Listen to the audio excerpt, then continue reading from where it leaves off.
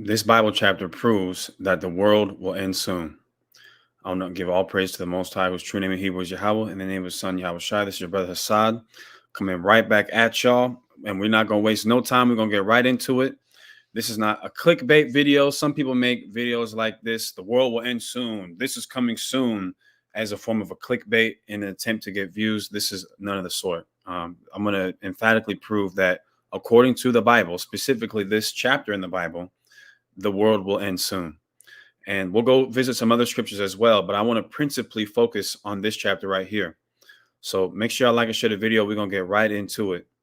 The first verse that I want to touch on is Daniel chapter 2, and I'll start at verse 28, and I'll read it in the Amplified Bible, right? So let me pull this up real quick. Give me 1 second. So this is Daniel 2 and 28. It says, "But there is a God in heaven who reveals secrets, and he has shown King Nebuchadnezzar what will take place in the latter days, or in the end of days, in the end of the world." So this vision that was given to King Nebuchadnezzar, that the prophet Daniel explained to him and broke down to him, it would show us what would happen at the end of the world. So we're going to read this. We're going to go into a little bit of history. We're going to go into some other sources, and we're going to put all these things together, and it's going to emphatically prove that the end of the world is coming soon. And it's important that we go into stuff like this because some of us may be familiar with this, but there's others who are not. And it's important to, especially in the days that we're living in right now, in the times and crazy world that we're living in currently, to have comfort in knowing that this crazy world that we're living in is soon coming to an end, and a much better place is getting ready to be established on the earth. So I want to now switch to reading in the King James, and we'll just kind of read the entire vision. So this is Daniel 2 and 31. It says, "Thou, O king, sawest and behold a great image." Now this image is a statue. Other versions will say a statue. It says, "This great image, whose brightness was excellent, stood before thee, and the form thereof was terrible." As a matter of fact, we can read it in the NLT just to make it a little bit of an easier read. We're at verse 32. It says, "The head of the statue was made of fine gold. Its chest and arms were silver. Its belly and thighs were bronze. Its legs were of iron, and its feet were of a combination of iron baked with clay." And as you notice, the gemstones or the minerals, things of that nature that are being described here, get of less value each time. So the head is gold, and then it goes to silver, and then it goes to bronze, and then it goes to iron, and then it goes to clay. So it starts off as gold, and then it works its way all at the very bottom as clay, not even a stone. It says, verse 33, "Its legs were iron, and its feet were a combination of iron and baked clay." It says, "As you watched, a rock was cut from a mountain, but not by human hands. It struck the feet of iron and clay, smashing them to bits." Right? So then it's going to explain in verse 36 what the interpretation of that dream is. Verse 36, "That was the dream. Now we will tell the king what it means. Your Majesty," this is Daniel talking to King Nebuchadnezzar, "you are the greatest of kings. The God of heaven has given you sovereignty, power, strength, and honor. He has made you the ruler over all the inhabited world, and has put even the wild animals and birds under your control. You are the head of gold." Now, Nebuchadnezzar, Tanya, thank you, sister. All praise to the Most High. Anybody that needs my email, hit Hassad Mezuzah. I'll do this. HassadMezuzah@gmail.com. Right, that's my email. But King Nebuchadnezzar was the king of what empire? He was the king of the Babylonian Empire. A king is nothing without a kingdom, because a kingdom is the territory that a king rules over, or the domicile of a king. So while Nebuchadnezzar himself is explicitly called the head of gold, he represents his empire and his people. So he is the head, rather, is the Babylonian Empire. And I believe even if you read at the top of this, or at least in the King James, it will literally just break it down as as a matter of fact, I'll pull it up in the King James. It'll literally tell you. This is not even disputed amongst biblical scholars or historians that this is in reference to the Babylonian Empire. So watch. The king's dream. And then it says, boom, look at this. The interpretation. Babylon is the first kingdom. See that? Then the second one. And after these shall arise another kingdom inferior to thee, and another third kingdom of brass, which shall bear rule over all the earth. And then it says right here, boom, the Medes and the Persians. And then what takes place after that is the Greeks. Now, what's amazing about this is this not only proves how close we are to the ends, but this proves how true the Bible is. People look at the Bible as some type of weird book that, it's almost like they think it's some Harry Potter book with spells in it, that once you read this spell and that spell, that your life's automatically going to get better. Princess Pamela, thank you, sister. I appreciate you. But what the Bible is it's very simple. Some of it is history. Some of it is prophetic. Some of it is songs. Some of it is wise words, etc. And so when you realize, for example, here in Daniel, that Daniel lived during the time of the Babylonians, and he is prophesying about not only the Babylonians' fall, but who they're going to fall to, the nation that would rise up in their place, that nation falling, and then the following nation rising up in their place, and then that nation following and then rising up in their place. How do you deny this? It reminds me of in Isaiah 45. This is just a very brief kind of segue, or not segue, kind of detour. It names Cyrus the Persian by name. So when you go into stuff like this, it just shows you how multifaceted the Bible is. This proves how accurate the Bible is. This proves that we're living in the last days. There's so much more to the Bible than people think it is, and that's why it's so important that we go visit this stuff. So I'm going to go back to Daniel. So Daniel 2 and 40. Now, let me ask you this. The Babylonians, the Persians, the Greeks, the Romans, what do they all have in common? There's a couple things, but within the context of what I'm saying right now, what do they all have in common? Someone's going to probably say they all enslaved the Israelites. True, but that's not what I'm asking specifically. I want to see in the chat. Let's see if y'all can get the answer. What do all these kingdoms all have in common? Someone said they were world powers. Yeah. Okay. It's kind of a hard question, so I'll just answer it. The answer is they all came and they all went. The Babylonians rose, and guess what? They fell. The Persians reigned in their stead. They rose and they fell. The Greeks then took over. They rose and they fell. And then the Romans took over. They rose and they fell. You see that? Every kingdom has had a rise and has had a fall. And the United States of America is no different. If you look up the average length of an empire, it's 250 years. And the United States of America became a country in 1776. Y'all do the math on 1776 plus 250. You see what I'm saying? It shows you how close we are. Now, am I saying that within 3 years, the United States of America is going to fall? No, I'm not saying that. But I'm saying that what this Bible chapter is getting ready to prove is that we are right at the end of this thing. And that means that we got to get our minds right and get right with the Heavenly Father. Because all these terrible things that we read about happening in Revelation and things of that nature, we are going to be the people, Lord willing, who see these things. And if we don't get right with the Heavenly Father, we're going to be the people who suffer because of those things. So let's get back to it.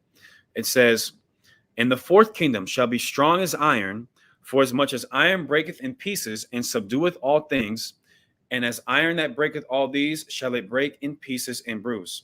So remember, it divides this statue. Let me just show a picture of this statue. It divides this statue into 5 parts, right? Here's the statue. Y'all should be able to see it on the screen. There we go. So it divides the statue into 5 parts. The head, the chest and arms, which the head is Babylon. The chest and the arms are the Persians and the Medes. The belly and the thighs is the Greeks. The legs of iron is the ancient Roman Empire. And then it gives the feet of iron and clay. So what does this tell us, everybody? Again, the Babylonians, they came and went. The Persians, they came and went. The Greeks came and went. The ancient Roman Empire, it came and went. So now we are literally at the very ends.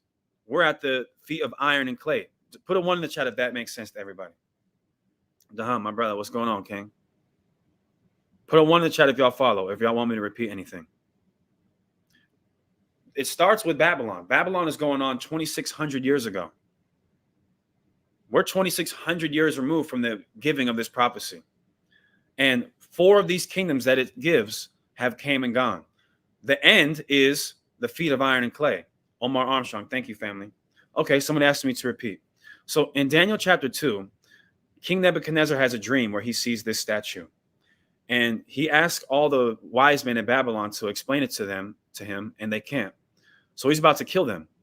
And instead of him killing them, Daniel comes and essentially saves their life by giving him the actual prophetic breakdown on what this means. And it tells you in Daniel 2, I'll go right back to it and then we'll continue. It tells you in Daniel chapter 2 that the first kingdom is Babylon. The second kingdom is the Persians. The third is the Greeks. The fourth is the Romans. And it uses symbolism. Solomon McFadden, thank you, family. All praise to the Most High. And it uses the symbolism of a body part working its way from the top all the way to the end, to the feet and the toes. So where we are right now, just historically, presently, we don't live in Babylon. Babylon came and went. The Persians, they came and they went. The Greeks came and they went. The ancient Roman Empire, it came and went. So we are literally going back to the statue. We are right here, right at the feet. Now, why does this matter that we're right at the feet? Well, here's what's very interesting. Let's keep going in Daniel chapter 2. I'll start at verse 44. Watch this. Daniel 2 and 44. It says, and in the days of these kings shall the God of heaven set up a kingdom. Now, these kings is the feet of iron and clay. So I'll revisit that real quick, matter of fact. It says, I'll start at verse 40. And the fourth kingdom shall be as strong as iron. This is the last one. The last kingdom shall be as strong as iron. For as much as iron breaketh in pieces and subdueth all things, and as iron that breaketh all these, shall it break in pieces and bruise. And whereas thou sawest the feet and toes, part of potter's clay and part of iron, the kingdom shall be divided. Meaning the toes, some of the part of the feet and the toes are made of iron, some are made of clay. Now, obviously, iron is stronger than clay, so the symbology behind this is some parts of this kingdom would be strong, other parts would be weak. It says, but there shall be in it of the strength of the iron, for as much as thou sawest the iron mixed with miry clay. Now, watch this. Verse 42. And as the toes of the feet were part of iron and part of clay, so the kingdom shall be partly strong and partly broken. And it says, and whereas thou sawest iron mixed with miry clay, they shall mingle themselves with the seed of men, but they shall not cleave one to another, even as iron is not mixed with clay. Right? So they're going to be joined, but some are going to be stronger than the others. They're still going to have divisions amongst themselves. Nakwam, shalom, family. And I'll get to questions that are off topic after this. So I just want to kind of go into this, everybody. Don't think I don't see all questions, though. Now, look at this. Again, we got to, what the Bible is like a jigsaw puzzle. And let me slow down because I might be going too fast. What the Bible is like a jigsaw puzzle. And so we see the first pieces of the puzzle. It gives us the first pieces of the puzzle. It gives us Babylon. It gives us the Persians. It gives us the Greeks. And then it gives us the Romans. So now, just like a jigsaw puzzle, if you're ever at a point in which you can't find the piece to put, like you're starting in the bottom left corner, Stro Boogie, thank you, family. All praise to the Most High. But if you're in the bottom left corner and you can't figure out where the next piece is, maybe you move to the top right corner. And then eventually, once you figure it out, it all comes together and meets in the middle. So that's what the Bible is oftentimes. Once you get a few pieces of the puzzle, once the ball gets rolling, then all it is just you just finding the rest of the information so that it can come together. And so it gives us part of the answers. Now all we got to do is, okay, well, it doesn't give us the name of the 10 toes. It doesn't explain what those are. So now we have to look at history. We have to look at other Bible prophecies, and then we can put all these things together. But it does give us some symbology. I want to see if y'all can figure this out. Why does it give the analogy of toes? Like toes on your feet. Why does it give the analogy of toes? And this is how the Bible is it is the coldest book in the world, because the type of metaphors and similes and symbology that it uses, once you figure it out and understand, it's like, wow, that makes so much sense. That's like the perfect analogy. So why does the Bible say toes? It likens this kingdom having 10 toes. What are the importance of these 10 toes? What are the importance of toes in relation to your feet? Somebody said they're the weaker part of the bodies. There's more to it than that. Toes come from your feet, right? They spring out of your feet. If you look at your feet right now, the toes come out of your feet. So in the same way that toes come out of your feet, these 10 nations would come from Rome. Because again, remember, let's go back. It says, verse 40, and the fourth kingdom shall be strong as iron, for as much as iron breaketh in pieces and subdueth all things, and as iron that breaketh all these shall it break in pieces and bruise. And whereas thou sawest the feet and the toes, part of potter's clay and part of iron. So these toes would come from the feet, which are part of the legs, which is the Roman Empire. So now we got to look into history and find out, okay, well, if it doesn't give us the answer right here, well, then how can I figure out the answer? How can I figure out what this is talking about? Okay, well, I know that the fourth one is Rome. So then what nations come from the Roman Empire? This is where your mind should go. And we know what they are because we can go into history. And for example, let's just take a look at this right here. Right. So this is something called Romance languages. Now, I've touched on this several times in prior classes, but I like to go over stuff like this over again. Uh, Yazalai, what's up, my brother? So look at this, Romance languages. Romance languages, also known as the Latin or Neo-Latin, are the languages that directly descended from Vulgar Latin. Now, why does this matter? Who cares, Hassad? Now, here's why it matters. Romance languages, just like, I'm so glad I said it right here, not to be confused with love language, romance. So when it says romance right here, it's not talking about like Valentine's Day or, you speaking sweetly to somebody. Romance languages are languages that go back to Vulgar Latin, which was the language that was spoken primarily in the Roman Empire. Sade Jones, thank you, sis. All praise to the Most High. So these are the languages that come from the language that was spoken in Rome. And when you look at the Romance languages, look at this. It's very interesting. It says the 5 most widely spoken Romance languages by number of total speakers are Spanish. It says French. Then it says Portuguese, Spanish, French, Portuguese, Romanian, and I think what's the other one? Okay, so it says Spanish, French, Portuguese, Romanian, and then where's the other one? I'm trying to find it. And Italian, right? Because where is Rome? Rome is in Italy, obviously. So it's going to have the same language as the people who were there 2,000 years ago. Now, why does this matter? Is because the same way that these countries and these kingdoms, they descend from their language that they speak descends from the language that the Romans spoke. So do their people, so do their nations, so do their empires. Put a 1 in the chat if that makes sense. If I need to repeat anything, please let me know. Put a 1 in the chat if that makes sense, or if y'all want me to repeat anything. So again, the Bible talks about the 10 toes that come from the Roman Empire. Toes come out of your feet, right? So how do we find out what these nations are that come from Rome? Well, we look at historically the nations that come from Rome. And one way we can do that is through linguistics, right? And linguistically, the nations that come from, or the languages that come from Vulgar Latin, which are Romance languages, the language that was spoken in Rome was Vulgar Latin, would be Spanish, French, Italian, Romanian, and Portuguese. Now, what do what does Spain, France, Romania, Italy, and Portugal all have in common? What do they all have in common? They're all a part of Western Europe. And when you look at a map of the Roman Empire, it predominantly occupied Western Europe. So the nations that come from the Roman Empire are the major Western European power structures. And we can see that one just geographically looking at where they are. Of course, I just made mention of it. I'm about to read it right here. And through linguistics, through the territory that they occupy, the people that they descend from, and the languages that they speak. This is how we know the nations that come from the Roman Empire. And so look at this. And I want to say this too, because this is the second Wikipedia article that I've read from. Uh, Wikipedia, yes, is not a source by itself. It is not. If you go to college or even in high school and you cite Wikipedia as a source, you're going to get failed because Wikipedia is not a source.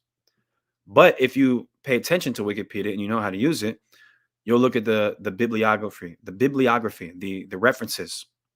So right here, it'll give a quote, right? Or right here, you see the citation number 3. And so it'll give the reference of where it's from.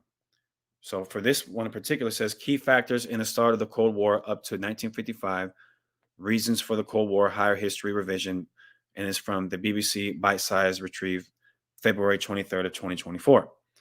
So it gives you the sources. You can go to the sources at the very bottom, right here, where it says references. So the first one we're going to read is from Gerald Delantry, who was I believe, an author in 1995.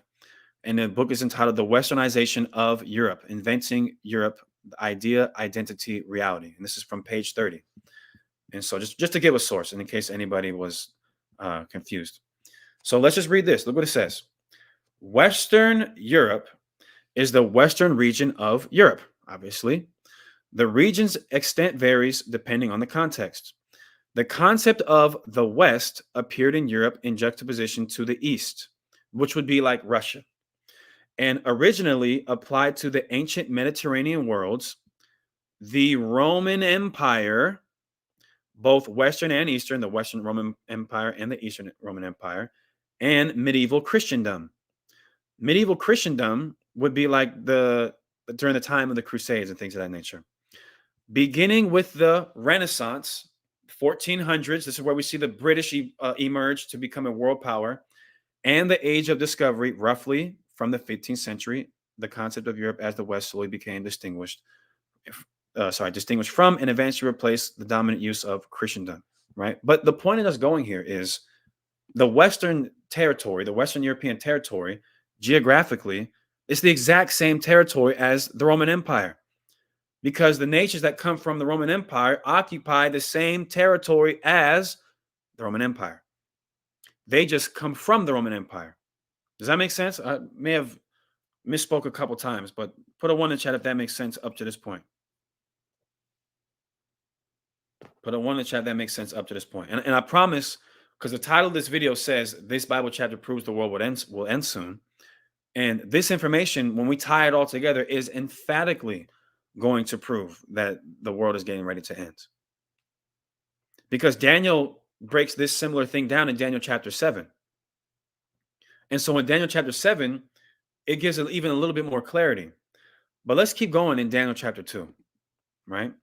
So we'll go back to Daniel 2 and look at this. Okay, so here we go. Verse 44.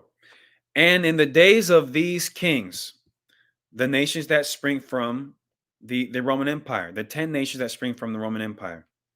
Now, what would those 10 nations be? There's the question. What are the 10 nations that spring from Rome? Let me pull up some more pictures to kind of help. And I'm jumping the gun a little bit, but this is the same exact thing that you read in Daniel 7 is basically what's given in Daniel chapter 2.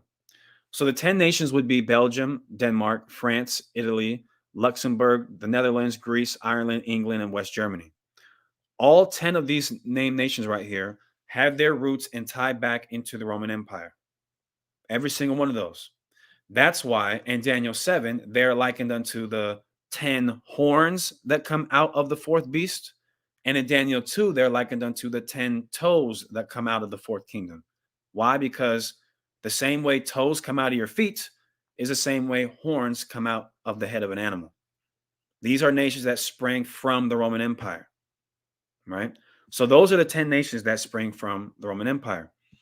And when we go back to it, in Daniel 2 and 44, it says, and in the days of these kings shall the God of heaven set up a kingdom. So now God's going to set up a kingdom which shall never be destroyed. I want to read this part in the NLT just because I like the NLT's rendition of this a little bit better. So Daniel 2, and we'll start at verse 44. It says, during the reigns of those kings, the God of heaven will set up a kingdom that will never be destroyed or conquered. Now, I want to ask y'all a question. Those nations that we just got done talking about, the nations that come from the Roman Empire, Germany, Belgium, France, Luxembourg, Italy, etc. Are they in power right now? It's not a trick question, I promise you. Are they in power right now? Yes or no? Are those nations that we just read, that we just talked about? Let me see if I can find that picture again. Is Belgium, Denmark, France, Italy, Luxembourg, the Netherlands, Greece, Ireland, England, and West Germany, do they have power? Absolutely, they do. Yes, they do. Those nations, some of which I believe, I think all those, matter of fact, are part of NATO, the most powerful military alliance in the world right now, the North Atlantic Treaty Organization. They're part of one of the biggest economic unions in the world, which is the European Union. Certainly they have power. Now, how does this all tie together? Now we're at the meat and potatoes of this. Because if we know that those nations are still in power right now, when I say in power, that doesn't mean that they themselves are the top power on the earth. But of course, the United States of America is. The United States of America, of course, is the most powerful kingdom in the world, but they rule with the United States of America. And it says, in the days of these kings, let's go back, during the reign of those kings, which is the time in which we live right now, the God of heaven will set up a kingdom that will never be destroyed or conquered. It will crush all these kingdoms into nothingness, and it will stand forever. So in the time in which these kingdoms have rulership, the Most High is going to set up the kingdom of heaven on earth. That's the time that we live in right now. Does everybody understand that? Put a 1 if we all understand that. During the reigns of those kings, the God of heaven will set up a kingdom that will never be destroyed or conquered. Because again, in this statue, it breaks it down from the head to the toes. That's it. There's no other body parts. You know what I mean? You just have the head all the way to your toes. After that, that's it. So after the nations that we just got done speaking of, after they're done ruling, there's not going to be no other foreign nation that rules the world. What happens after that is the God of heaven sets up a kingdom that will not be destroyed, but it will stand forever. Then look what it says in verse 45.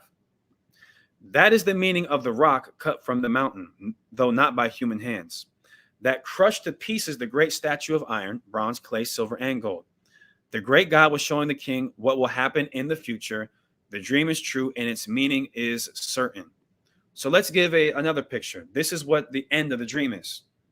So we see the statue, and there's a rock that crushes the crushes the statue on its toes, though. It doesn't hit it with a headshot. It doesn't hit it with a body shot. It doesn't hit it in the legs. It hits it on the toes. Now, what does this rock represent? What is a rock? What is this stone? Who is the stone that the builders rejected? What's the rock? Who is that? That's the Messiah. Doesn't the Bible go all out of its way constantly to talk about how Christ is the rock? Watch this.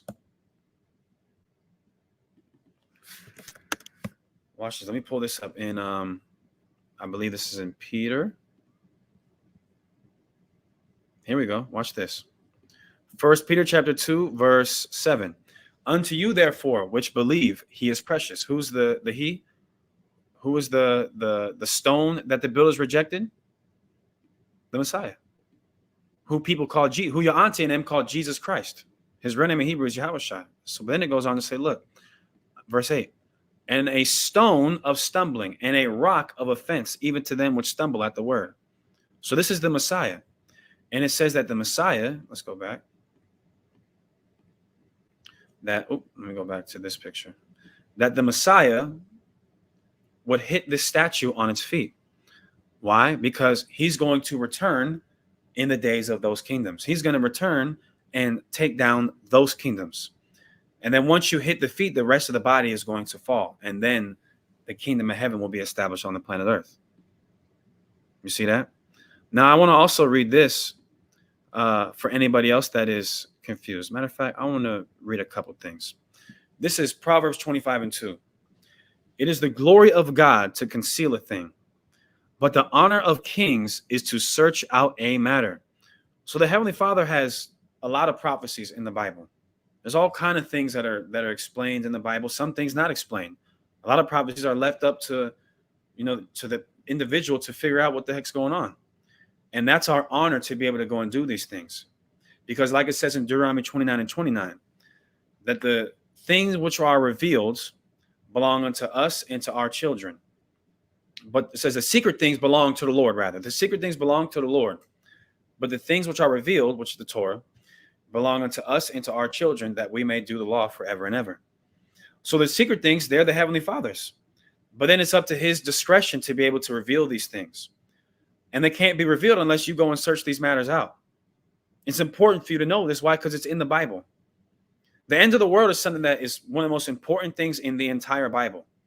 It's so important that, let me pull this up.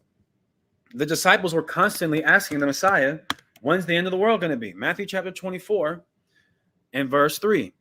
And as he sat upon the Mount of Olives, the disciples came unto him privately, saying, tell us, when shall these things be?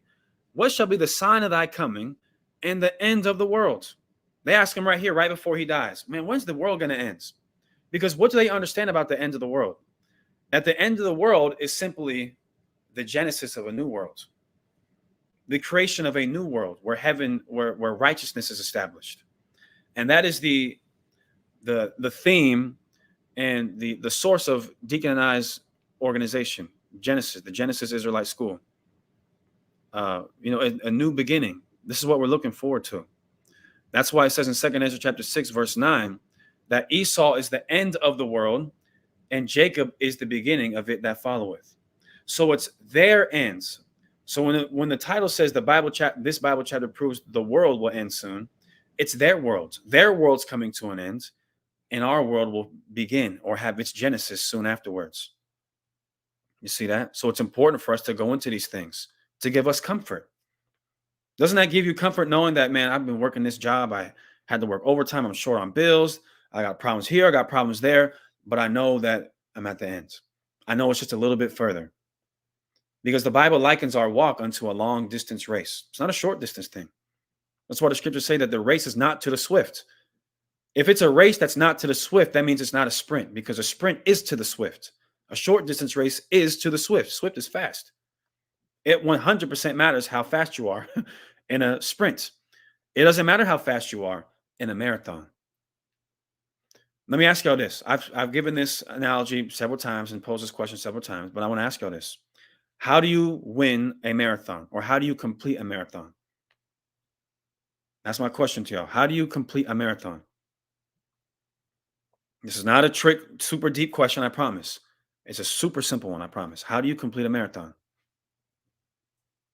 Because that's what our walk is. Somebody said endurance. Okay, true. But what must you do? Somebody said steady pace. Okay, mile by mile. Those are all good answers, but there's one in particular that I'm looking for. Okay, let me ask a more precise one. In order to complete a marathon, do you have to get first place? Do you have to have the fastest time? Do you have to have the second fastest time? Do you have to be in the top 100 fastest times in order to complete the marathon? Yes or no? What do you simply need to do? What is it that you need to do then, if it doesn't matter how fast you are? All you got to do is just finish.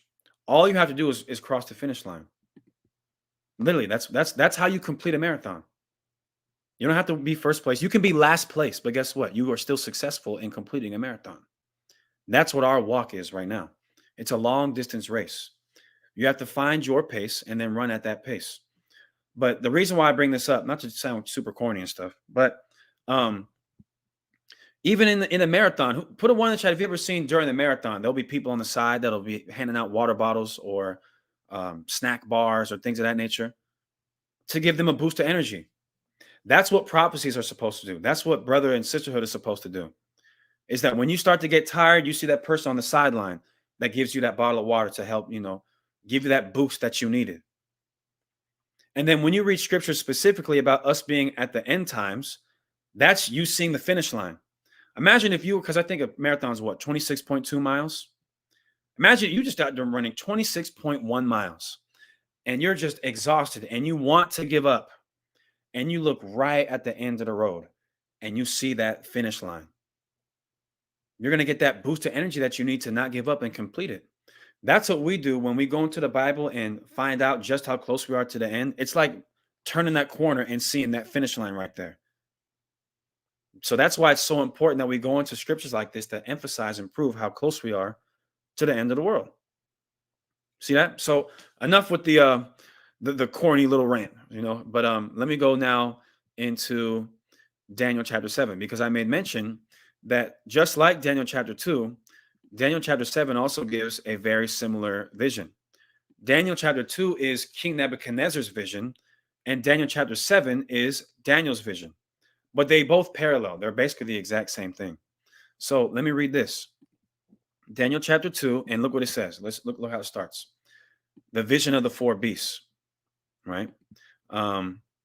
Let me just kind of get to the point. I'm just going to get to the point. The vision interpreted. You know what? I can read, matter of fact, the first one. Daniel 7, and we'll start at verse 3. Now, how many beasts are there? There's 4. 1, 2, 3, 4. All right. That's how many beasts there are. So then what happens after the fourth beast? This is what we're getting ready to read about. This proves that we're at the end of the world.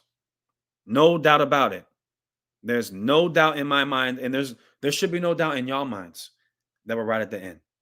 If you can't see that we're living at the end of the world with all the stuff that's been going on for the past few years, I don't know what to tell you. It's clear. Anyway, Daniel chapter 7, and we'll start at verse 2. It says, Daniel spake and said, I saw him in my vision by night, and behold, the 4 winds of the heaven strove upon the great sea. And 4 great beasts came up from the sea, diverse from one another. So there's 4 beasts, and they're different from each other. The first was like a lion and had eagle's wings. Okay, so it gives you the first animal. The first animal is like a lion that has the wings of an eagle or a griffin. It says, I beheld till the wings thereof were plucked, and it was lifted up from the earth and made stand upon the feet as a man, and a man's heart was given to it.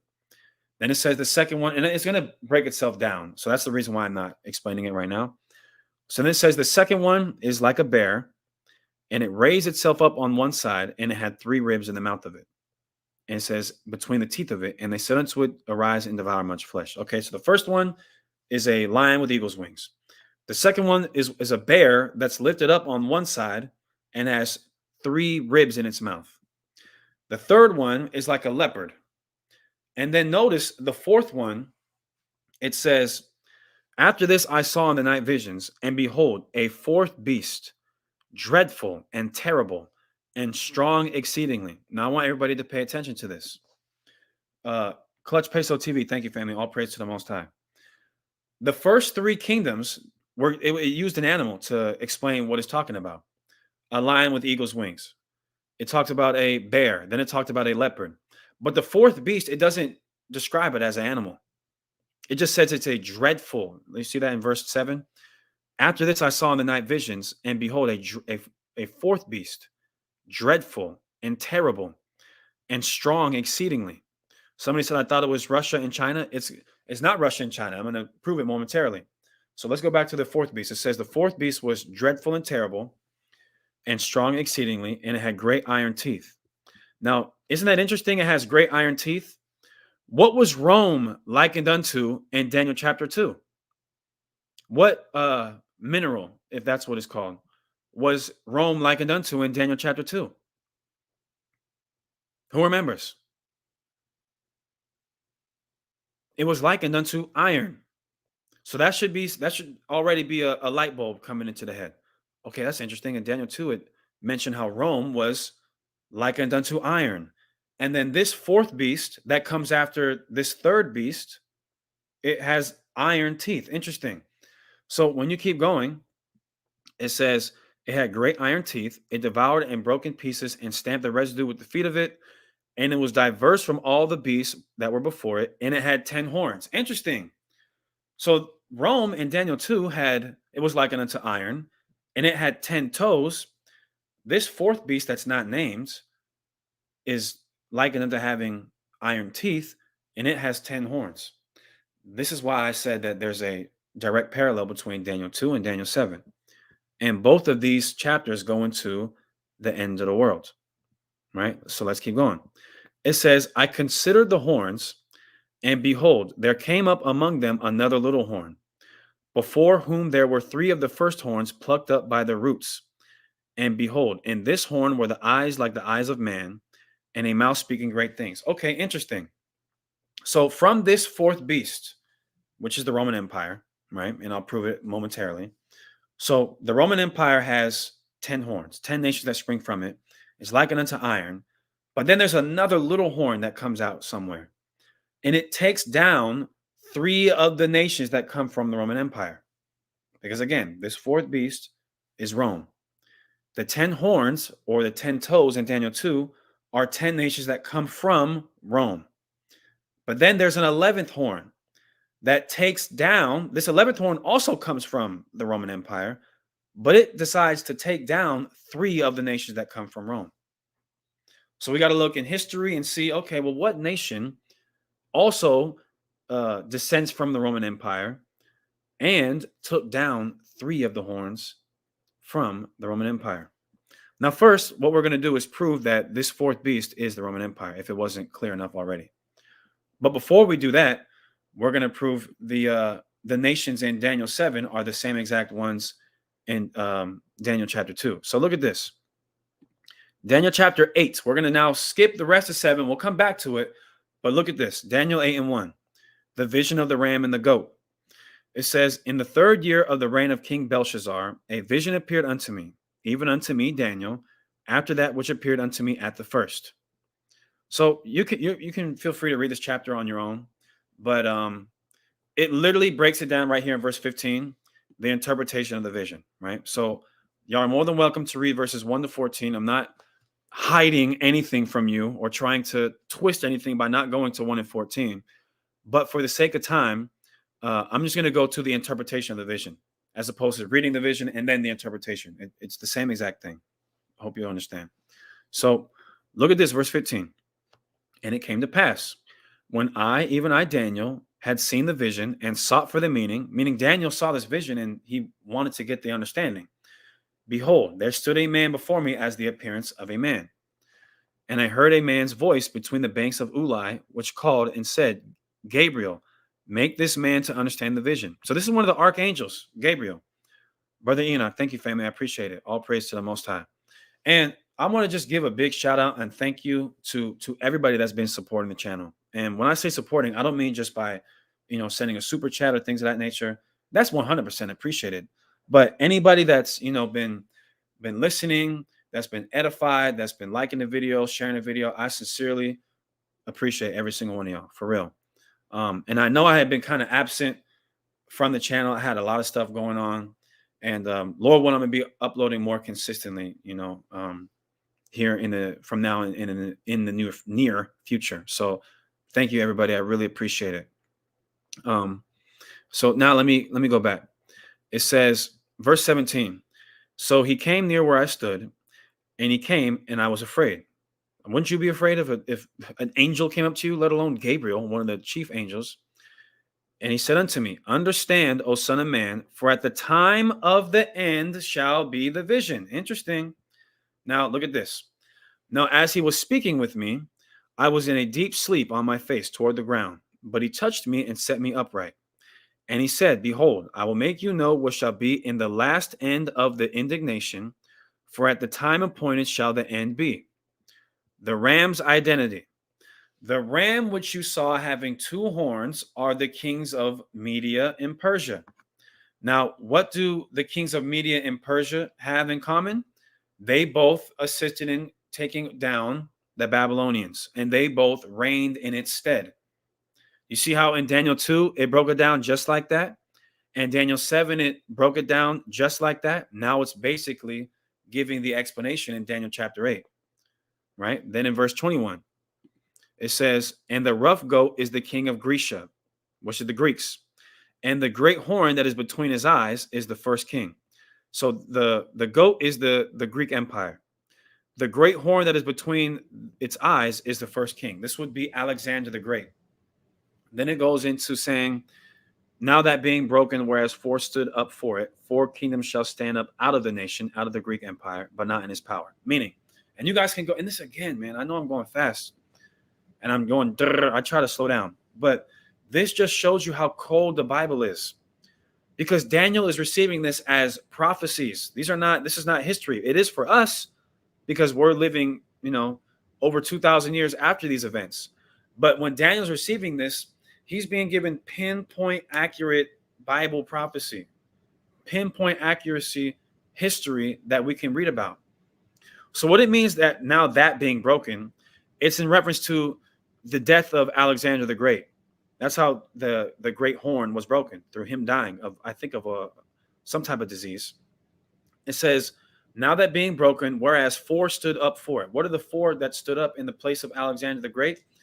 The 4 generals that Alexander grew up with, that were his friends, which would be, I believe, the Seleucus, which is where you get the Seleucus Empire, Cassander, Ptolemy, which is where you get the Ptolemaic Empire, and I can't remember the name of the 4th one. Somebody put it in the chat. But that just goes into how accurate the Bible is. Now, why are we going into all this, Assad? I thought that we were going into proving the world will end soon. Well, remember, everybody, Daniel chapter 7 talks about how many beasts? 4 of them. It gives you the first 3. It told you the first one would be Babylon. The second one would be the Persians and the Medes. The third one would be the Greeks. And then it says the 4th one is this dreadful beast. It doesn't describe it as an animal. The first, here we go. The Seleucid, Cassander, Lysimachus, I probably butchered the hell out of that, and Ptolemy. Those are the 4 generals, right? But it doesn't give an animal for this 4th beast. It just says it's dreadful exceedingly. Now, why would it say that this 4th beast is dreadful exceedingly and it's just unlike any other one? Well, let's read the Bible a little bit more, because later in the Bible, someone said the U.S. is the 11th horn. Yes, and we're going to prove it here in a second. But look at this, everybody. So Daniel gets this vision, and he doesn't know what to call the 4th beast. He knows what to call the first 3, but doesn't know what to call the 4th one. But John knows what to call the 4th one, because John lives during the time of the 4th one. So look at this. Let me pull up this chapter right quick. This is Revelation chapter 12, and look at this. Revelation 12, and we'll start at verse 1. And there appeared a great wonder in heaven, a woman clothed with the sun and the moon under her feet, and upon her head a crown of 12 stars. And she, being with child, cried, travailing in birth and pain to be delivered. Okay, interesting. We'll figure out what that means in a second. Look at this.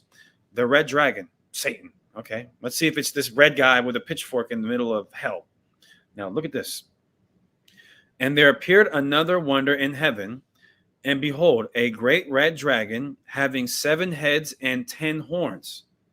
Interesting. And 7 crowns upon his head. So remember, in Daniel 7, we read about a kingdom that also had 10 horns, but it doesn't describe it as a particular animal.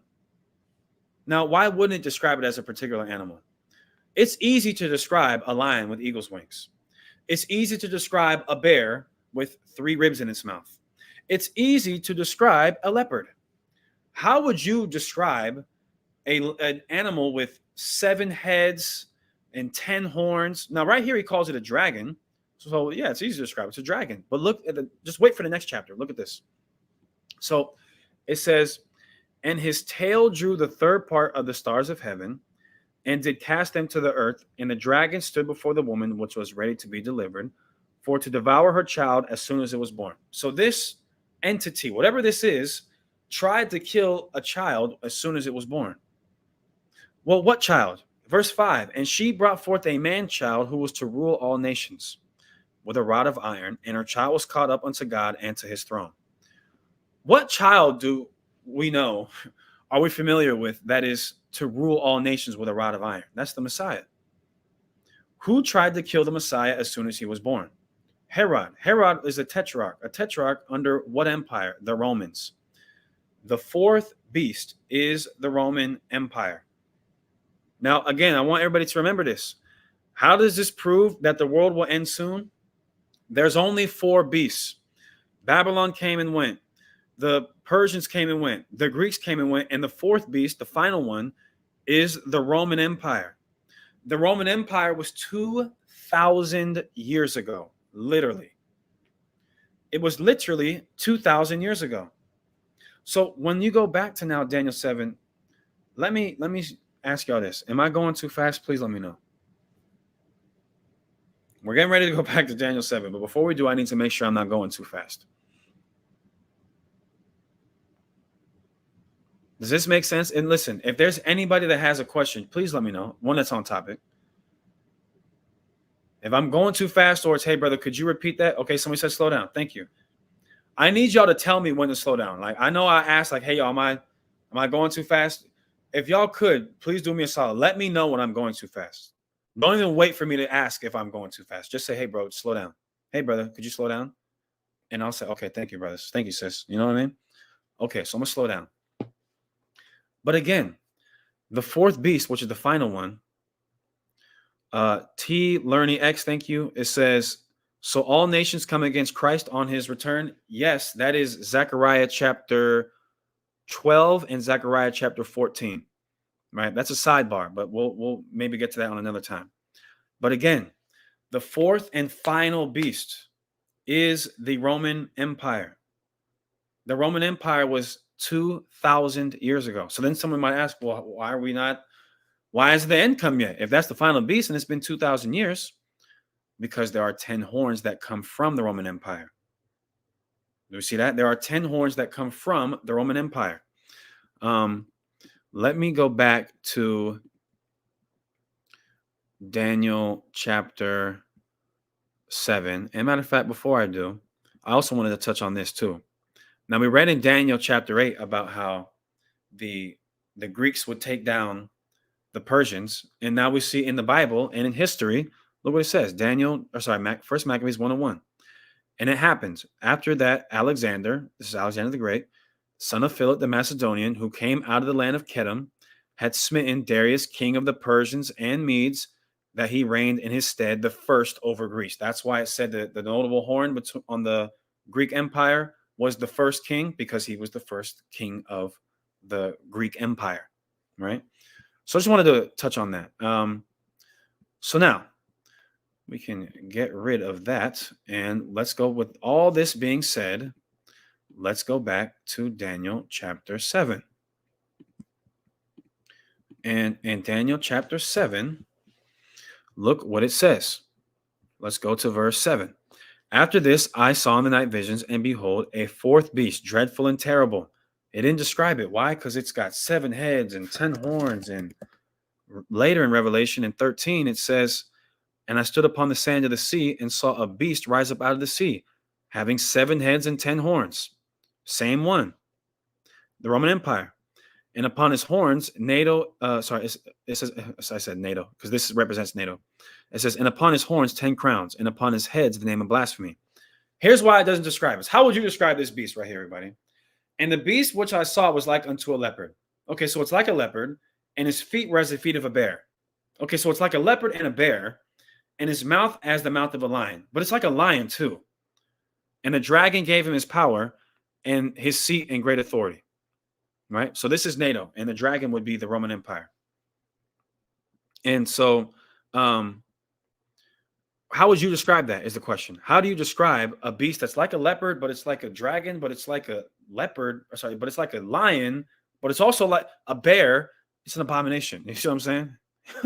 Yashar, thank you, family. I appreciate you. All praise to the Most High. How would you describe that? You would describe it just how John described it. How did he describe it? Daniel. A dreadful and great, terrible beast. Now, verse 8. I considered the horns, and behold, there came up among them another little horn, before whom there were 3 of the first horns plucked up by the roots. It says, and behold, in this horn were eyes like the eyes of man, and a mouth speaking great things. We're going to break that down. A mouth speaking great things. But what nation that also sprang from the Roman Empire took down 3 of the 10 nations that also sprang from the Roman Empire? Think about that. Which one is it? Well, it's going to kind of tell us later. And this is such a beautiful chapter, because not only does this tell us how true the Bible is, how we know we're living in the last days, But this also proves that we, so-called Native Americans, Hispanics, and so-called Black people, that we are the true Israelites. Now, how does it prove it, Assad? Well, look at this, verse 19.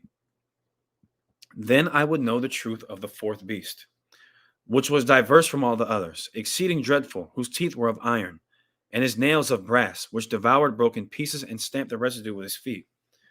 And of the 10 horns that were in his head, and of the other which came up, the 11th horn, the little horn, and before whom 3 fell, even of that horn that had eyes, and a mouth that spake very great things, whose look was more stout than his fellows. I beheld, and the same horn, this little horn, made war with the saints and had prevailed against them, until the Ancient of Days came, and judgment was given to the saints of the Most High, and the time came that the saints possessed the kingdom. So, Doc Rob, thank you, family. All praise to the Most High. This is another clue for identifying what the little horn is. This little horn would be the final power in rulership before the return of the Messiah. Not only would it be the final power in rulership before the return of the Messiah, but it would be the kingdom that would make war with the saints, the children of Israel, and would prevail against them. That proves who the saints are. So what, according to the Bible, according to Revelation, what is another name for the final boss, essentially? What is the final kingdom? What does Revelation call it? Who knows?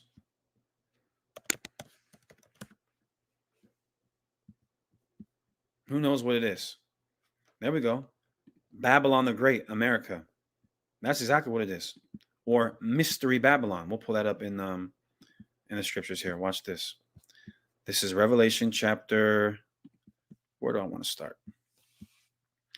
Revelation chapter 17 is where I'll start. And I'll read it in the NLT. All right, I'll share the screen right here. Revelation 17 and 1.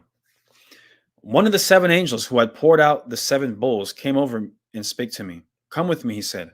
I will show you the judgment that is going to come on the great prostitute who rules over many waters. Or in the King James, it'll call it the whore, right? Now, what does it mean it rules over many waters? Go look at the United States and the territories, the military territories that they have all throughout the world. It's all over the place. The United States rules American Samoa. There's an American Samoa, Hawaii, certain islands in the Caribbean, Guam, things of that nature. The military base that they have all over the planet Earth, the economic prowess that they have. Kodash, what's going on, my brother? So it says that it rules over many waters. The kings of the world have committed adultery with her, and the people who belong to this world have been made drunk by the wine of her immorality. What nation leads in promoting and practicing immoral customs, and then puts sanctions on countries for not wanting to adopt and conform to said immoral customs? Who remembers when the United States was, I believe, considering putting sanctions on Kenya because they didn't want to allow, I don't want to get this video taken down. This is going to be really probably childish. They didn't want to allow this or this. That's the United States of America. They are the kingdom that the world has committed adultery with, that is in bed with. That's what it means to commit adultery. They're in bed with America. They get prosperous and they reign and they get their goods and their culture and all these things from the United States of America. It says, verse 3, so the angel took me in the spirit into the wilderness. There I saw a woman sitting on a scarlet beast that had 7 heads and 10 horns. Okay, so it says that this woman, and then what is America likened unto? A woman. That's why you see the Statue of Liberty, Columbia. This is all likening the United States of America unto a woman. Share the best experience. Thank you, family. All praise to the Most High. So there's a country that is likened unto a woman that gets the whole world drunk off of its false philosophy, off of its immorality, that this scarlet colored beast, that this beast that we're reading about, that has 7 heads and 10 horns, it's riding on top of it. If it rides on top of it, what does that mean, everybody? Let me give another picture to kind of help. If it rides on top of it, what does that mean?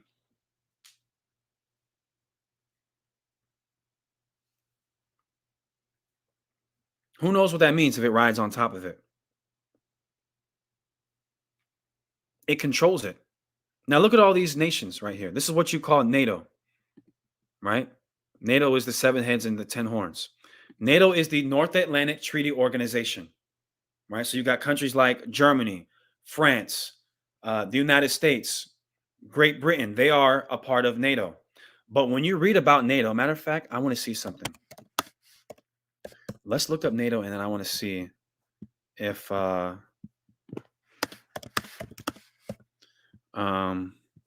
this is interesting. Because every time you read about NATO in the news, look what it will say. Look at this.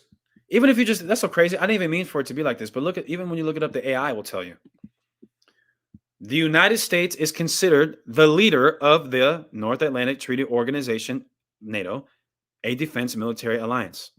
Or oftentimes when you read about NATO in the news, it will say the U.S.-led coalition, because the U.S. controls NATO in the same way that the woman controls this beast. Put a 1 in the chat if that makes sense.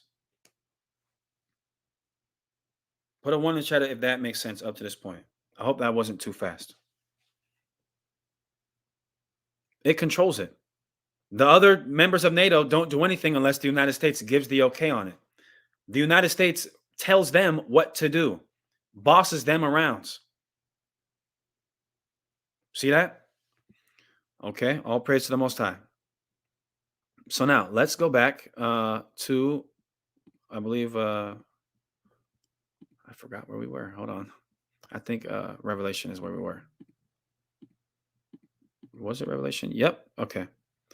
Revelation chapter 17, verse 3. Here we go. It says, so the angel took me in the spirit into the wilderness. There I saw a woman sitting on a scarlet-colored beast that had 7 heads and 10 horns, and blasphemies against God were written all over it. The woman wore purple and scarlet clothing, and beautiful jewelry made of gold and precious gems and pearls in her hand. That's why America is likened unto the golden city. That's why it calls Babylon the glory of kingdoms, the golden city, the most prosperous, illustrious, greatest military power the world's ever seen. It's the most powerful empire in the history of civilization. That's what we always were told. That's what we always heard.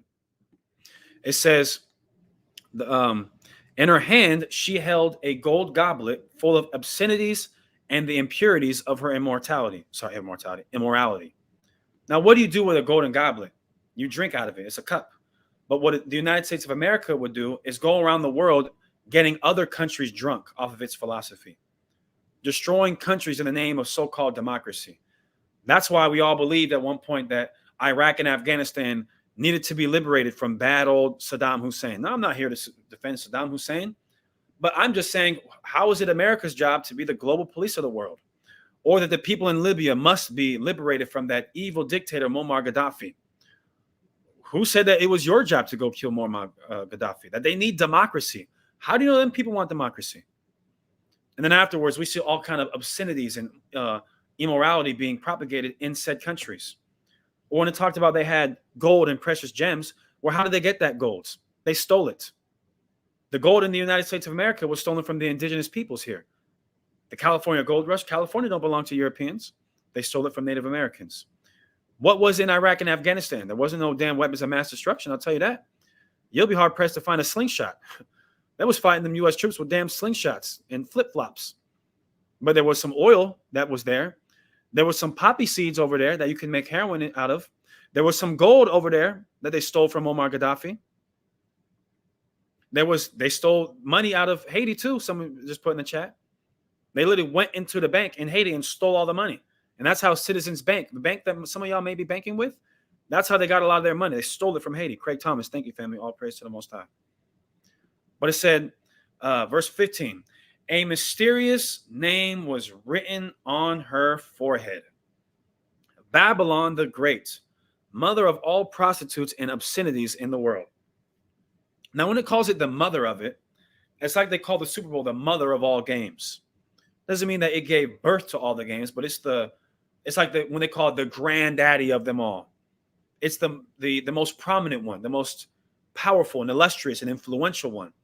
That's what the United States of America is. No doubt. What's up, my brother?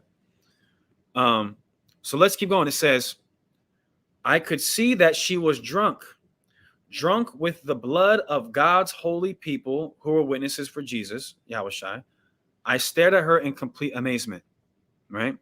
And then it goes on. I think I'll go into the King James now. But this is the final beast. This is the final beast that we read about in Daniel chapter 7. And you know what's very interesting about Babylon as well? Revelation chapter 18, and we'll start it right here, verse 10. Standing afar off for the fear of her torment, saying, Alas, alas, that great city Babylon, that mighty city, for in 1 hour is that judgment come. So Babylon, whatever this Babylon is going to be destroyed. And look what was found in it. The merchants of the earth shall weep and mourn over her, for no man buyeth their merchandise anymore. Go look at anything in your house, and 9 times out of 10, is it going to say made in America? Or is it going to say made in China, made in Taiwan, made in Mexico? Y'all follow me?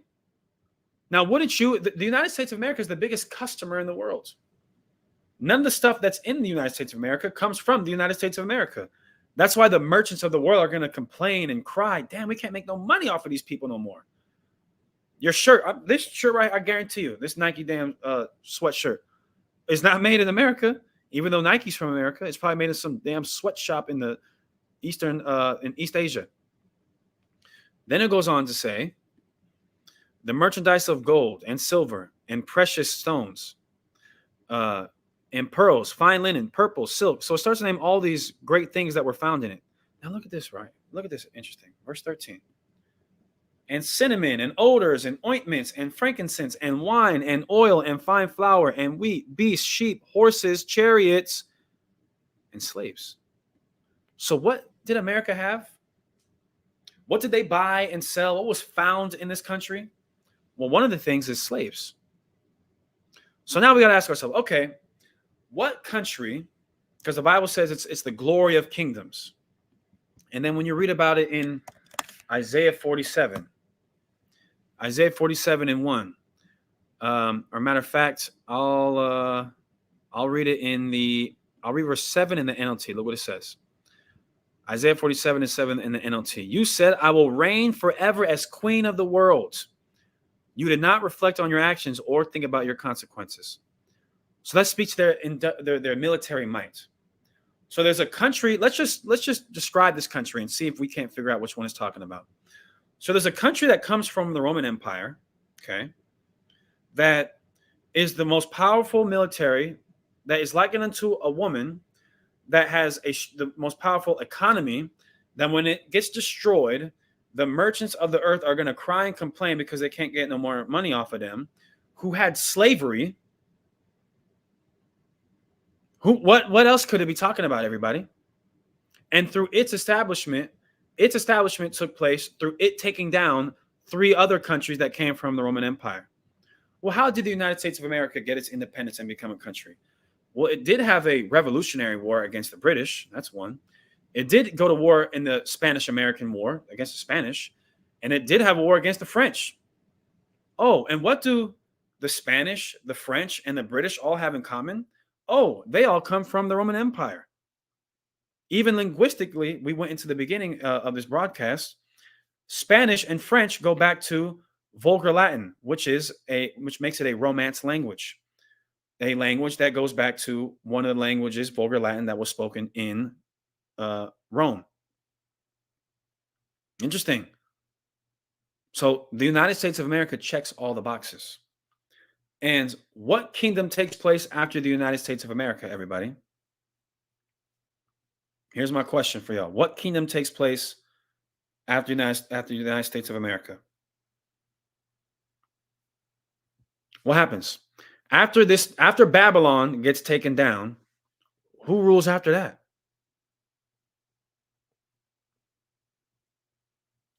Us. We do. That's God's kingdom afterwards. Now, for a short interim period, you're going to have Gog and Magog that will rule for a short period, but ultimately, we are the ones that are ultimately ruling after the United States of America, right? Because their rule, Gog and Magog, is a short and insignificant rulership. It's not a very long one that we see like the other nations are being described. You see that? So now that we've put all this together, do we see how this proves that we are at the end of the world? The end of their worlds, at least? Put a 1 in the chat, or maybe a 1.5 if kind of, sort of, maybe needs to repeat something. I need clarification, or a 2. A 2 is, nigga, you don't know what you're talking about. Or I completely disagree, or you just talk too fast or something. So put a 1 if you get it, 1.5 if kind of, sort of, need me to maybe slow down and repeat something, and a 2 if hell no. Okay, we got mostly 1s. We got some 1.5s. That's okay. So for the people that put a 1.5, I'll just kind of reiterate it one more time. In Daniel chapter 7, we read about 4 beasts. In Daniel chapter 2, we read about a statue. And the head of the statue is Babylon. The second part of the statue, the body, is the Persians and the Medes. The third part is the Greeks. And then the final part is the Roman Empire. And then it likens the Daniel 2 statue, the feet having 10 toes. There will be 10 nations that spring from the Roman Empire. And it says, in the days of these kings shall the God of heaven set up a kingdom that shall not be destroyed nor overtaken, but it shall rule forever. And then it likens, it gives an image of a rock coming out of nowhere and smashing this. Let me see if I can find that one more time. Daniel, matter of fact, no. Daniel 2. Let me just show this again.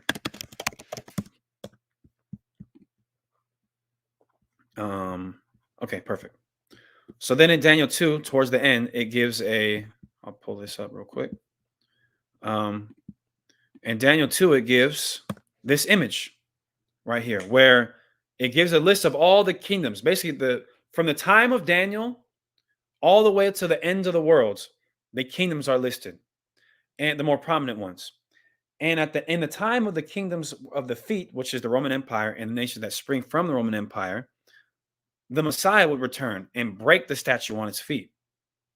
Now, we went into this broadcast into examining, well, what are these 10 nations that come from the Roman Empire?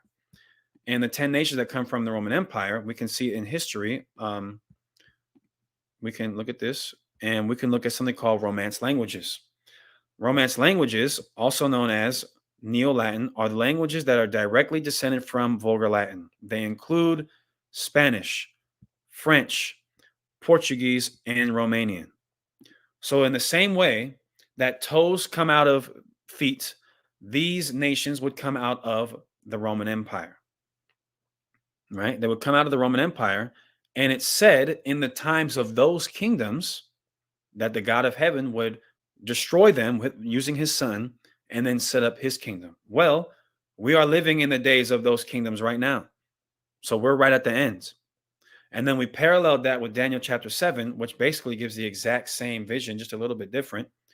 But this time it gives the vision of 4 beasts. The first beast being Babylon, the second beast being the Persians, the third beast being the Greeks. See the pattern? And then the fourth beast being the Roman Empire.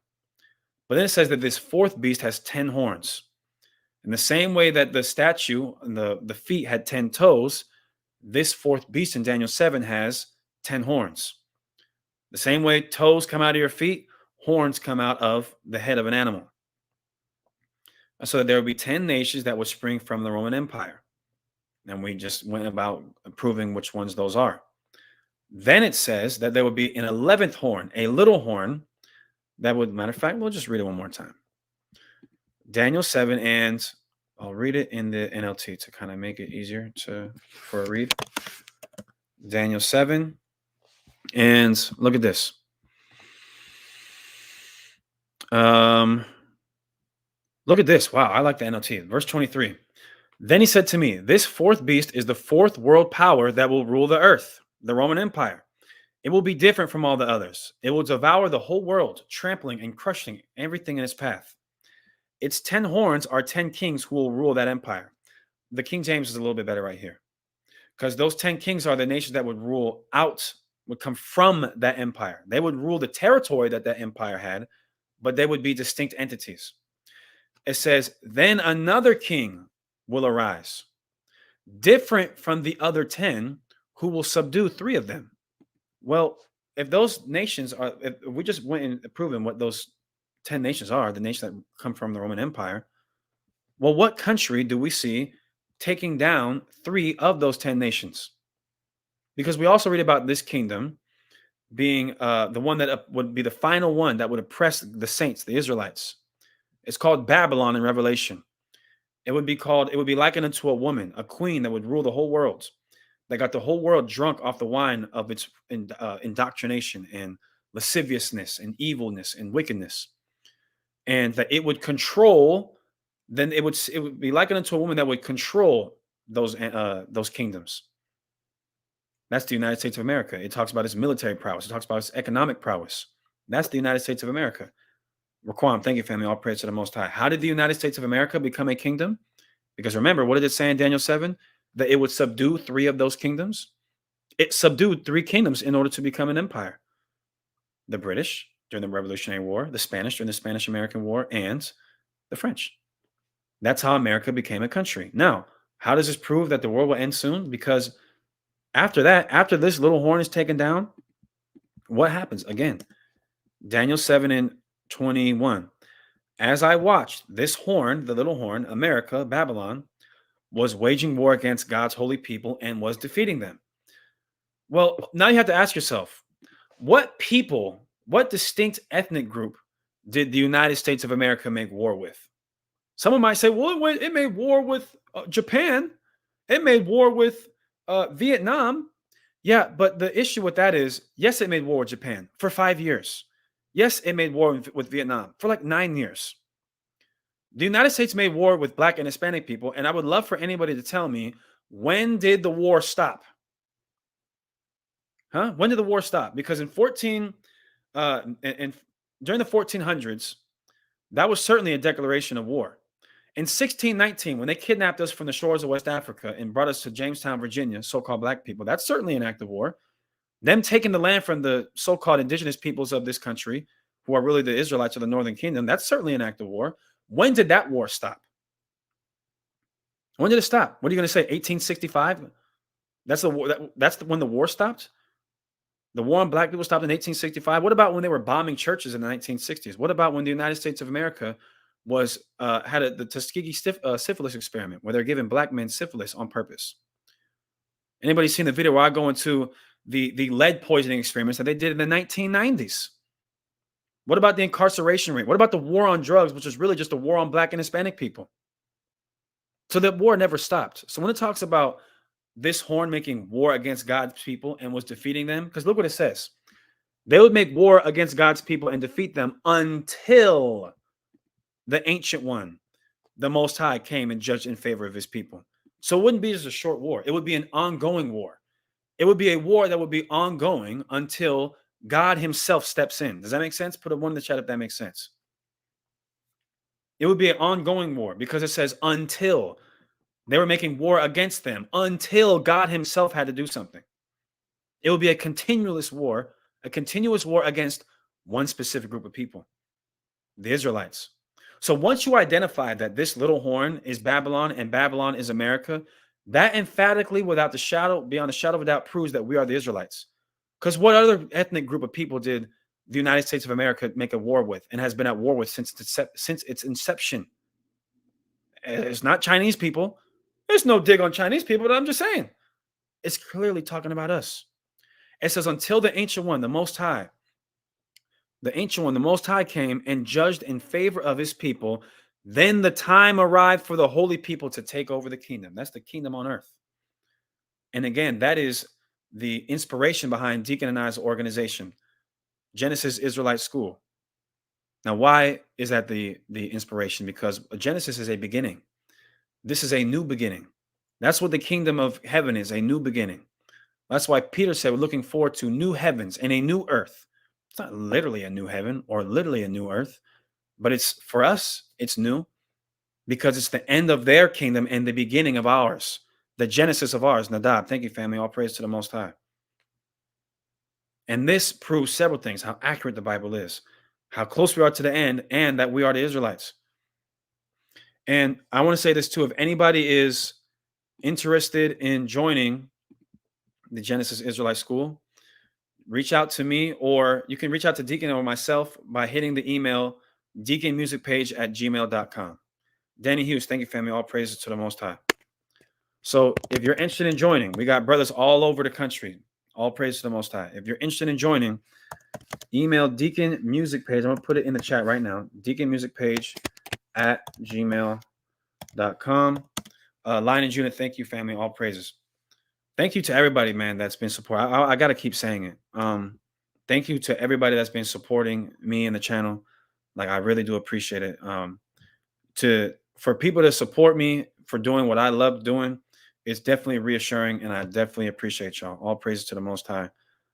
San Antonio, yes, we keep the lunar Sabbath, right? But I want to go back to that in Daniel, because what did it say? It said, until the ancient one, the Most High, came and judged in favor of his holy people, then the time arrived for the holy people to take over the kingdom. That is exactly what the time of the Gentiles that Christ spoke about in Daniel 7 is. What is the time of the Gentiles? The time in which the Gentiles have possession of the kingdom. I do be typing like I'm damn near beating the keyboard, huh? I'm sorry. But that's what the time of the Gentiles is. Now look at this, what it says. Luke 21 and 24. And they shall fall by the edge of the sword. Who's the they? The Israelites. And shall be led away captive into all nations. So the real Israelites are going to go into slavery all over the world. And Jerusalem shall be trodden down of the Gentiles. The city of Jerusalem, the nation of Israel, both physically and the literal nation, the people and the literal place are going to be trodden down. When? Until the time of the Gentiles be fulfilled. That's the time that's the time of the ends. That's the time where the Most High gives us the power to take reign on the planet Earth. Daniel 7 and Daniel 2 is the time of the Gentiles. Does that make sense? Put a 1 in the chat. Vader, thank you, family. All praise to the Most High. That's what the time of the Gentiles is. Like, for example, the time of the Chicago Bulls was the 1990s. They had their time. Then after that, the early 2000s, it was the time of the Los Angeles Lakers. Then you had the time of the Miami Heat. You had the time of the Golden State Warriors. Right now, we're living in the time of the Gentiles. I want to see what that Greek word for time is, matter of fact. I want to see if it's eon or cosmos. I'm interested. The time is Kyrios. Okay, so that would be, let's see what Kyrios is. A measure of time, a limited period of time. I like that. It's the limited period of time in which the Gentiles rule the planet Earth. And then what follows that is us reigning the planet Earth. But I say all that to say that this illustrates how close we are to the end of the world. And I want to read another verse that explains how close we are to the end of the world as well. That goes right along with this. This is 2nd Ezra chapter 14, and I'll start at verse 10. I'll zoom in a little bit. Now look at this. Before I read this, matter of fact, is there anything that anybody would like me to repeat concerning what we read on and touched on in Daniel? Is there anything in Daniel that y'all want me to revisit? Anything that was confusing? Anything maybe you missed? Some of the stuff y'all might have to just go back and rewatch the video. Somebody said, is this a school with a tuition and curriculum? This is a camp. So for anybody that's confused, Genesis Israelite School is Deacon and I's organization. It's Deacon and I's camp. I'm not finna go into, if y'all saw my latest video, I was removed from Sakari. I was kicked out. No love lost. It's all good. But in light of that, Deacon and I have started an organization of our own. And if anybody is interested in joining, just hit the email, which is deaconmusicpage@gmail.com. We got brothers all over the country. Don't even ask, hey, do you have brothers? And then you name your city or your state. It's likely that we do. All praise the Most High. We got a bunch of prospects within the organization. So anybody that wants to join, just hit the email, deaconmusicpage@gmail.com. Just say, yo, I watched the Assad's live stream. I'm interested in joining. And then we'll give you the steps for what you need to do in order to join. Right? So all praises to the Most High. With that, I'm going to finish this. This is 2nd Ezra chapter 14. I'll start at verse 10. It says, the world is no longer young. It is rapidly approaching old age. The whole history of the world is divided into 12 periods, and the 10th period has already arrived. And it is half over, only 2.5 parts remain. Now, Ezra, when did he live? Ezra lived, matter of fact, we pulled up. When did Ezra live? It's going to tell you the 4th century, so around 400 BC. Ezra lived around 400 BC during the time of the Persians. And he was given a vision from an angel. And let's break this vision. I need you to really understand how crazy what I'm about to tell y'all, how it is. Out of everything, if you take, just remember this one right here. Because I know it's been a nice lengthy class. But if you don't take anything or remember anything, remember this right here. So this is a vision that was given to Daniel about 2,400 years ago. This angel comes up to Daniel and says, hey, the whole history of the world is divided into 12 periods. And at the time in which this was given, 9.5 of those periods have already taken place. So there's 12. And at Daniel's time, 2,500 years ago, basically, 9.5 have already gone by. Basically, this angel told Ezra, the world ends at 12 midnight. You are alive at 9:30 p.m. There are 2.5 hours left. Does that make sense to everybody? He told Daniel, the world, once the clock hits midnight, it's the end. You live at 9:30. So now the question becomes, what are these parts? What do they represent? Well, these parts represent 1,000 years. You had 6,000 years of creation, and then you had the 7th day, it says God or Elohim rested. So that's 7 years. Sorry, 7,000 years. Then from that time all the way to the time of Daniel is about 2,500 years. From the time in which God rested, which we know it's not literally the Heavenly Father taking a nap, but the time in which Elohim rested, all the way to the time of Daniel is about 2,500 years. Each one of these parts represents 1,000 years. Question, everybody, how many parts has it been since this was given to Ezra in 2nd Ezra 14? How long has it been?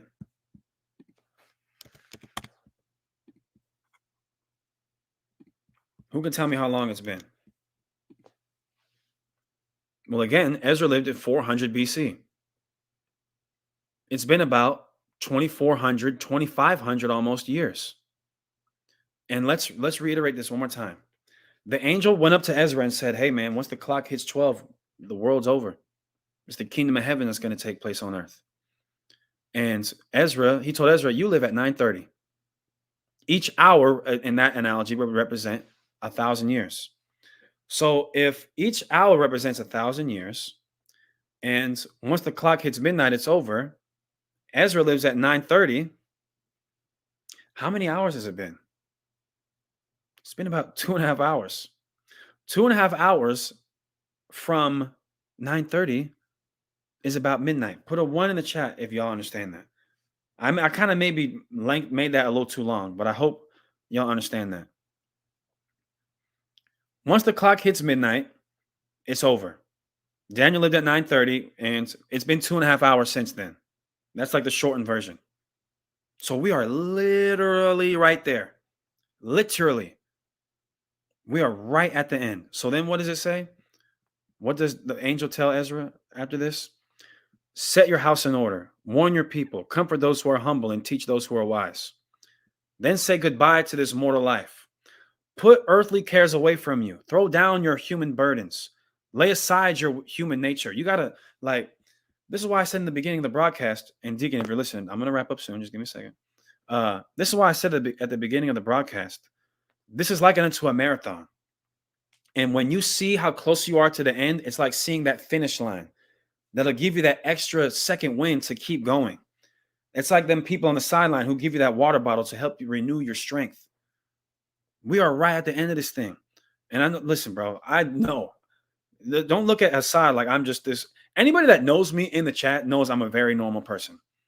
I'm a regular dude. I make a couple jokes. I like to laugh. I play video games, whatever. I'm a kind of a nerd. Cool. I laugh. I cry. You know what I'm saying? We all go through it. That's the reason what I'm saying. That's the point of what I'm making. We all go through it, bro. Every single one of us. I know some of us got it even worse than others.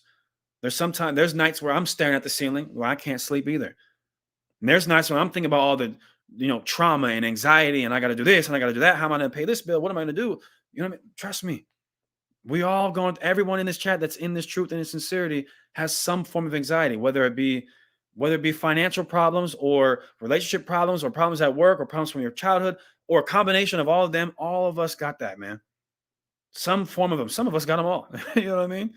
And so us knowing how close we are to the ends, that should put us in the mindset of, you know what, that don't even matter, because soon rather than later, all that's going to be a thing of the past. It's going to be like a bad dream. We got to put all that aside. That's why it says put all your anxieties aside and get ready to leave this world quickly. Sooner or later, we're going to look back on all the BS that we've had to go through in this life. Like, man, that was nothing. Because you're going to be so happy in the kingdom. It's going to be like, man, I'll go through it again. That was nothing. So we got to have that mindset.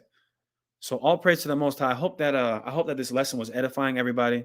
I want to definitely make sure that y'all check out our brother Deacon's video that he's about to premiere right now on Deacon Destruction Mode. If you're not subscribed to Deacon's channel, I don't know what the hell's wrong with you. Make sure y'all go tune in on his video. He combats some lost Christians concerning Paul's epistles, and I'm gonna put his the link to this video in the chat. All praises to the Most High. Make sure y'all like and share the video, Deacon's video as well. I hope the lesson was edifying. Again, I want to give all praises to the Heavenly Father, whose true name in Hebrew is Yahweh, in the name of his only begotten Son, Yahweh Shai. If y'all are interested in joining the Genesis Israelite School, hit the email deaconmusicpage@gmail.com. All praises to the Most High. Love y'all. Shalom.